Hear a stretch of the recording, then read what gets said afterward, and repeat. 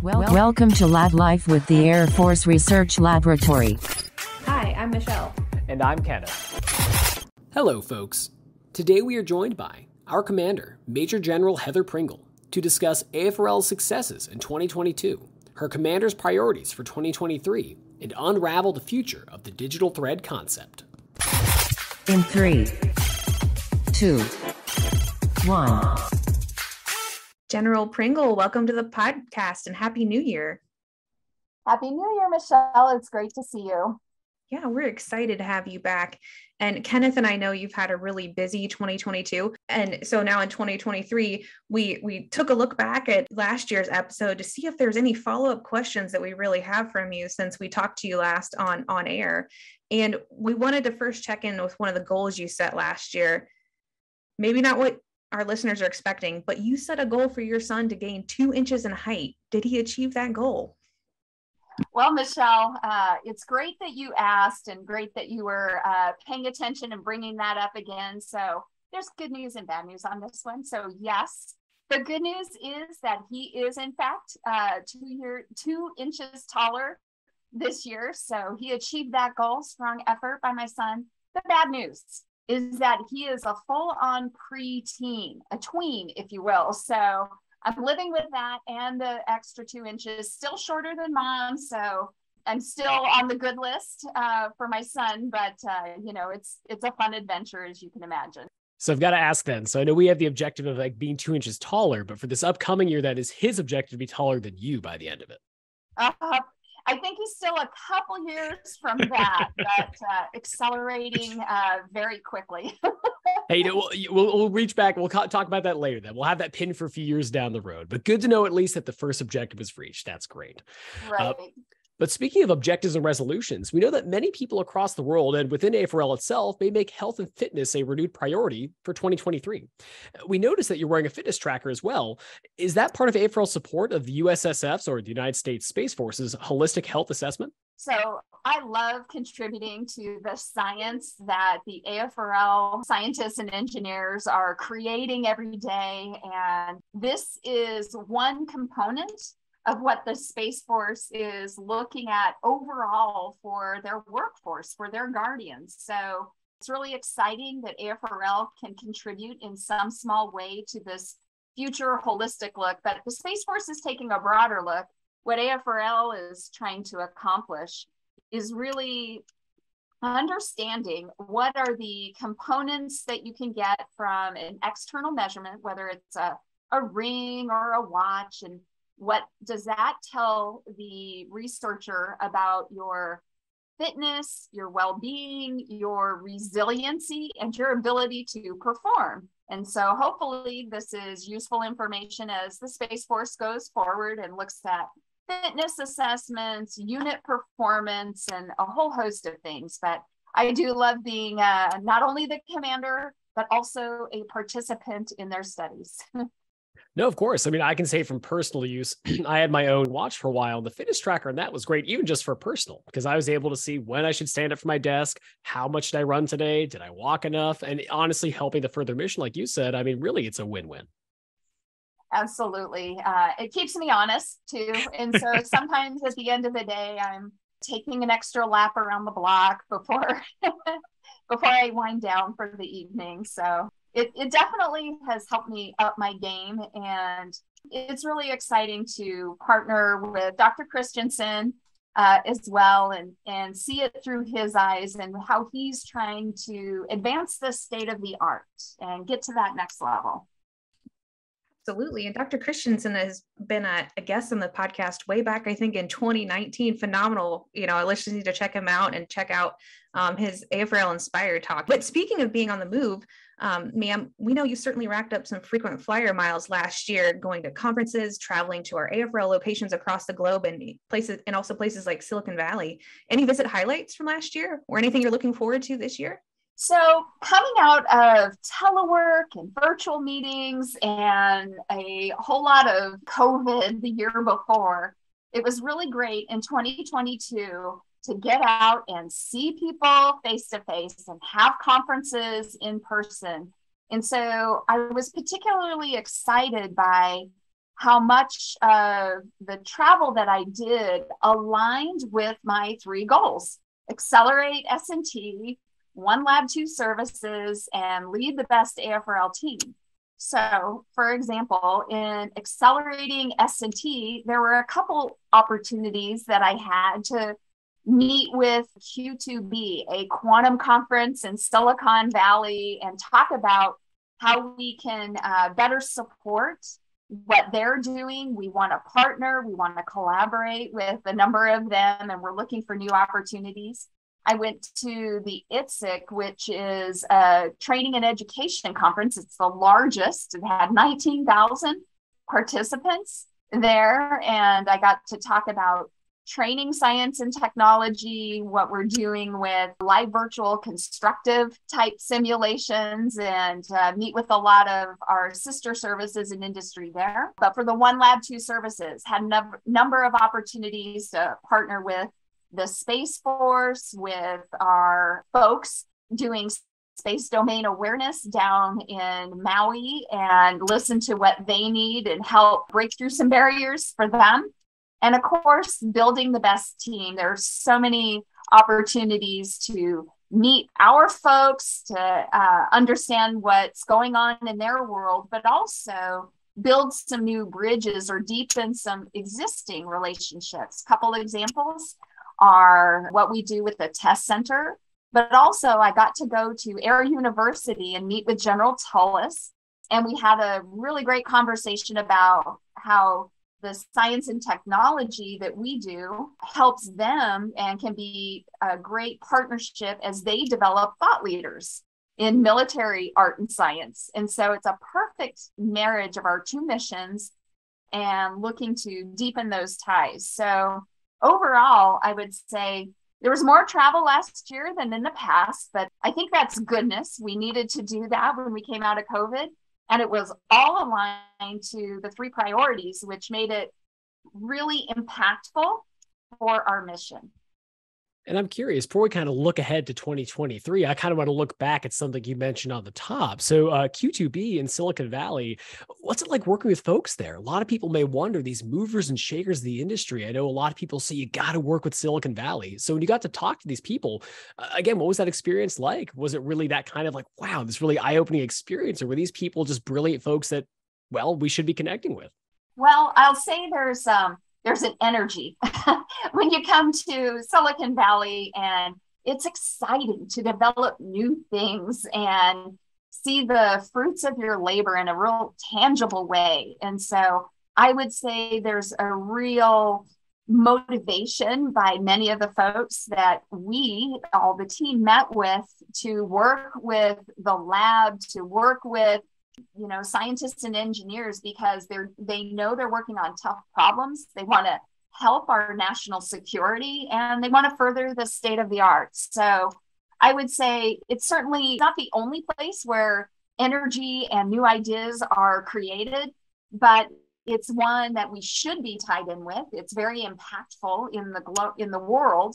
So we want to develop that relationship, but there are so many others as well that we work with, and they may not have the same name recognition that folks in Silicon Valley do, but they are just as impactful and just as important for our mission. And important too is just how excited Silicon Valley is to work with us, with all the innovations and all the relationships we built in the history of the foundations, from basic research to technologies that are actually making Silicon Valley what it is today. So it's a great synergy and really circle there. And I want to add to that, Michelle. I was happily surprised by Silicon Valley's desire to work with the Air Force and the Space Force in our lab. I didn't know that they would have that interest in working with us. I know that AFRL has a smaller portfolio than what many of the size of their own portfolios, which are global in nature. AFRLs can be small potatoes, if you will, by comparison. But I was just so pleased and inspired that they really wanted to work with us and help us succeed. And I think a very exciting thing you touched on as well that I love is the fact that, like you said, Silicon Valley is great in terms of the bleeding edge, but there's other spaces that are doing the same thing, whether it's upstate New York, the capital, I mean, here, like Dayton, you name it.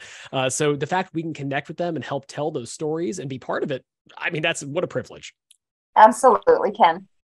And that goes to, that's kind of looking back. I want to look forward a little more now. So we talked a lot about your priorities and kind of what we hit in 2022. Are those priorities the accelerating S&T, 1A for L2 services, and leading the best team? Are those going to change in 2023, or what's that going to look like? So we still have unfinished business that we want to get after. And so looking forward to 2023, we're going to have the same priorities, but we're going to put a couple new objectives under each of them just to continue on the same good path and executing our mission that we have all along. So I know this AFRL team has done phenomenally well over the past couple years and well before. In fact, we just celebrated 25 years. Yay. And 2023 is going to be the best year yet. Well, and 2023 is already off to a great start, and we're continuing to accelerate change. It's a priority. But if we focus on accelerating S&T, a buzzword around that is digital engineering and digital transformation. Why are these things so important to the Department of the Air Force and AFRL's support of that mission? So digital engineering and digital transformation is not a passing fad. It's really vital to our mission of designing, developing, and sustaining technologies and capabilities for the Air Force and Space Force. What it means to me is using a variety of technologies to virtually try before you buy, or try before you bend the metal, actually. And it enables you to tie in digitally with your stakeholders, your suppliers, your industry partners, your academia, and you can iterate on designs or concepts in a virtual environment well before you ever have to put metal together and build a component or build a subsystem and test it out. So it's a real key part of how we in AFRL need to conduct our business. And if we do it right, we are going to shorten the acquisition cycle. We're going to make it easier for our PEO partners, our acquisition partners, program executive officers. They will have a digital footprint or a digital thread mimicking the actual system that they're looking to acquire over the long haul, and they have a better starting point. And hopefully this will help bridge the valley of death as we go forward. And I'm curious as well. So with working on digital engineering, is this something we're seeing in our sister services as well? They're also using similar tech, or at least developing alongside us? Absolutely. And we have a regular exchange of information and digital data bytes, if you will, with our sister services. So the Navy and the Army both have systems that are looking to collect their technical information digitally. In fact, we've adopted some components of what the Navy is doing with their Dory system to facilitate what we're doing, and we're sharing our digital transformation with them. So collectively, we know that it's important to share at the digital level, because you want to train as you fight, and we want to design the same way as well. And so partnering with science and technology or research and development is a great way to get a proof of concept with our joint sisters and brothers before we actually have to go out the door. Yeah, how cool is that? So that's awesome. That truly is a joint effort. And I figured it was, but it's cool to hear that as well, to kind of confirm it. But let's keep talking about some cool technologies. And a lot of things that people love to talk about are our Vanguards. So we weren't sure if there's any updates or any things you wanted to share about our Vanguards and how digital engineering is influencing these programs. Vanguards were a pretty new concept when I came into the seat here at AFRL, or joined the team. And I'm really impressed with how these Vanguards have matured and progressed over the past couple years, and it's really exciting to talk about all of them. In fact, they all have a digital component, and they're using digital twins and digital threads in different ways. But a couple of them are getting real close to transition. And so 2023 is going to be a very exciting year for Vanguard. So if you think about Skyborg, for example, they're absolutely sharing an autonomy architecture, and they have used their digital thread to rapidly develop and test autonomy concepts. And so that is something that they're transitioning, and it's really exciting to see how they've leveraged and matured digital architectures to advance their science and technology. Golden Horde, as folks are quite well aware, this is a simulation-based environment where industry can come together and test their autonomous programs and kind of duke it out against each other and see which industry partner has the best one. And it's really becoming a DevSecOps type of environment. And what they're doing is building a digital twin for some of their technologies. They're testing it out in that virtual environment, and then they have the opportunity to test it on an emulated object before it actually goes into the real deal, real world, full-blown weapon system. So they've fully taken advantage of DevSecOps and DevSecOps approach. And 2023, they'll be transitioning as well.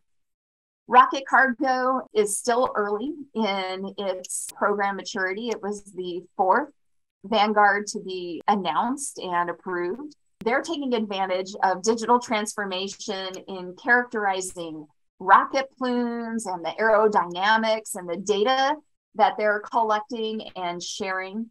And that's kind of similar to what NTS-3 is doing as well. They're using the digital environment to share information with each other to ensure that everyone's on the same page. The other exciting thing about Navigation Technology Satellite 3 is that they have created a virtual mission operations center, or a mock mission ops center.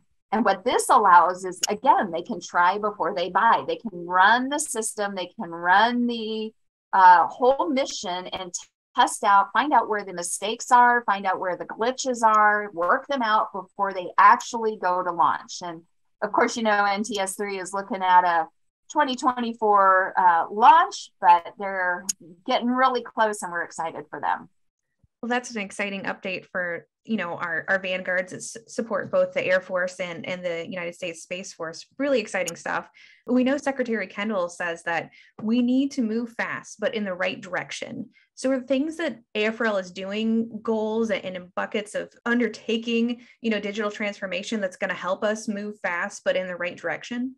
Absolutely. The Secretary emphasizes operational analysis and using that to focus our science and technology on the highest priority efforts or the highest priority gaps and needs. And so operations analysis involves a whole range of modeling and sim capabilities, from the physics-based simulation environments like what I discussed in Rocket Cargo, right? They're simulating rocket plumes and trying to do analysis on very detailed heat properties, thermal properties, and doing computational fluid dynamics of the rocket bodies themselves. So that's a really important physics level basis of digital analysis.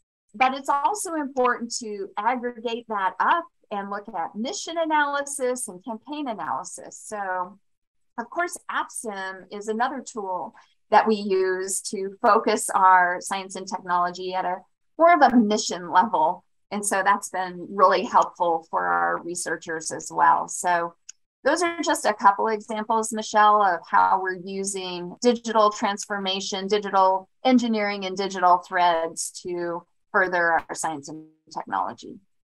So to keep unraveling that concept you just mentioned, the digital thread concept, specifically within digital engineering, or DE, it's a critical enabler for all technology. So what is this idea exactly of digital thread? So digital thread is taking the life cycle of a system or a technology and building connectivity across all phases of its life. So you don't just want to have digital engineering only in research and development, but not in operations and sustainment. You want that digital twin or those digital elements to mature and to follow the technology and the capability throughout its life, from research and development to test to acquisition, operations, sustainment, and ultimately retirement. And so you always know what is in the real world, but you have a mock-up or something that you can look at, tweak, you can understand when the next required maintenance is, tire change or failing of a particular widget on the system. So building that digital thread throughout is not just an AFRL imperative, but it's for the entire management of a system. And that's why General Richardson has made digital material management an important priority for him. Absolutely. And I think one of the coolest concepts I read about with digital thread is this idea that this thread can become the digital bridge, if you will, over the valley of death. I know many people talk about that with development of technologies and support, and you just answered it right there, how that can become that bridge. And what a cool way to watch from start to finish how technology has the right support it needs.